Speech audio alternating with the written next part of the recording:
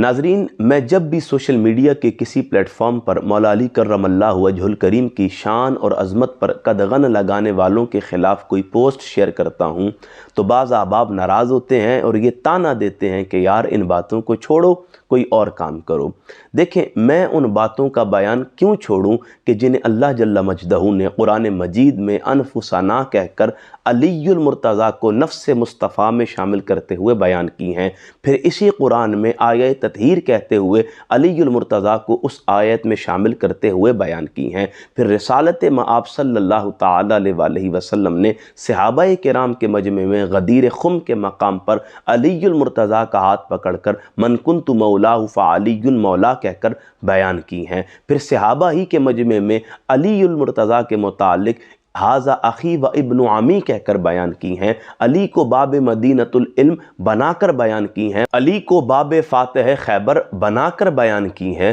پھر صحابہ کرام نے اعلان ولایت سننے کے بعد بخ بخ لک یا ابن ابی طالب کہہ کر بیان کی ہے، اور تابعین نے سب صحابہ کے فضائل جانچنے کے بعد علی المرتضیٰ کی فضیلت کی برتری کا اعلان کرتے ہوئے بیان کی ہیں، پھر انہی تابعین، تبع تابعین، سلف صالحین، اولیاء کاملین نے جو علی المرتضیٰ کی ذات کو معیار ایمان بنایا، اور نبی رحمت صلی اللہ تعالی علیہ وسلم کا یہ ارشاد کہ ان لا یحبنی الا مومن ولا یبغضنی الا منافق، اسے ہم تک پہنچایا، ہم اس کا بیان کیسے چھوڑ دیں؟ لہٰذا میں ان باتوں کا بیان کیوں چھوڑ دوں کہ جو اللہ جل مجدہ نے اپنے مبارک قرآن میں، رسول کریم نے اپنے مبارک فرمودات میں، صحابہ کرام نے اپنے اقوال میں، سلف صالحین، تابعین، تبع تابعین اور اکابرین امت نے اپنی تعلیمات میں ہم تک پہنچائی ہیں۔ لہٰذا مجھ پر بغض و حسد کا اظہار کرنے کے بجائے اور مجھے اپنے فتووں سے نوازنے کے بجائے